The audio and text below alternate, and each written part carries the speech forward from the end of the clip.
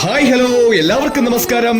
കേരളത്തിലെ അതിപ്രശസ്തമായ ഒരു ശിവക്ഷേത്രം, ഏറ്റുപറഞ്ഞാൽ സർവ്വ പാപങ്ങളും ദുരിതങ്ങളും അകറ്റുന്ന പരശുരാമനാൽ പ്രതിഷ്ഠിക്കപ്പെട്ട 108 ശിവക്ഷേത്രങ്ങളിൽ ഒന്ന്. പടിഞ്ഞാറ് ദർശനത്തിൽ കുടികൊള്ളുന്ന അഘോരമൂർത്തിയായ ശ്രീ മഹാദേവൻ കോട്ടയം ജില്ലയിലെ ഏറ്റുമാനൂർ നഗരത്തിന്റെ ഹൃദയഭാഗത്ത് സ്ഥിതി ചെയ്യുന്ന ഏറ്റുമാനൂർ മഹാദേവ ക്ഷേത്രം.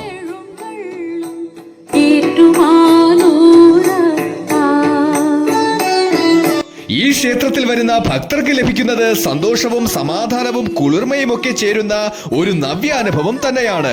ഇവിടെ ശ്രീ മഹാദേവൻ രൗദ്രഭാവത്തിലുള്ള ശിവനാണ് പ്രധാന പ്രതിഷ്ഠ. രാവിലെ അഘോരമൂർത്തിയായും ഉച്ചയ്ക്ക് ഋഷഭമൂർത്തിയായും വൈകിട്ട് അർദ്ധനാരീശ്വര സങ്കല്പത്തിലുമാണ് ശ്രീ മഹാദേവനെ ഇവിടെ ആരാധിക്കുന്നത്.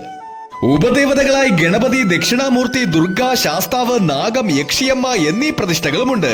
ഈ ക്ഷേത്രം 1000-ലധികം വർഷം പഴക്കമുണ്ട്. ക്ഷേത്രത്തിന്റെ ഊരായ്മക്കാർ 8 മനക്കാർ ആയിരുന്നു. ഇത് 8 മനയൂർ എന്ന സ്ഥലത്തിന് പേര് വരികയും പിന്നീട് ഏറ്റുമാനൂർ എന്നറിയപ്പെടുകയും ചെയ്തു. ഈ ക്ഷേത്രം തിരുവിതാംകൂർ ദേവസ്വം ബോർഡിന്റെ കീഴിലാണ് വരുന്നത്. ഈ ക്ഷേത്രത്തിന്റെ ഐതിഹ്യം എന്നത് രാവണ സഹോദരനായ ഹരമഹർഷി മുത്തച്ഛനായ മാലിവാനിൽ നിന്നും ശൈവവിദ്യ പഠിച്ച് ശിവനെ ഭജിച്ച് ചിദംബരത്ത് തപസ്സിരിക്കുകയും തപസ്സിൽ സംപ്രീതനായ ശ്രീ മഹാദേവൻ ഹരന് 3 ശിവലിംഗങ്ങൾ കൊടുക്കുകയും ചെയ്തു.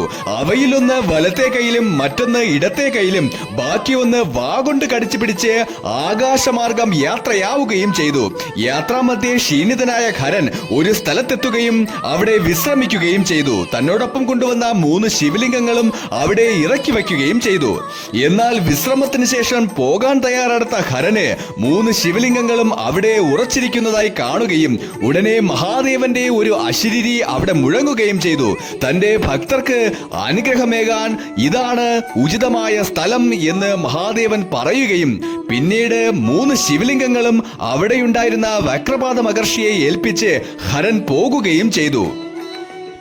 ഹരൻ വലത്തെ കൈയിൽ പിടിച്ചിരുന്ന ശിവലിംഗം വൈക്കത്തും ഇടത്തെ കൈയിൽ പിടിച്ചിരുന്ന ശിവലിംഗം ഏറ്റുമാനൂരും വാഗൊണ്ട് കടിച്ചു പിടിച്ചിരുന്ന ശിവലിംഗം കടുത്തുരുത്തിയിലും പ്രതിഷ്ഠിച്ചു.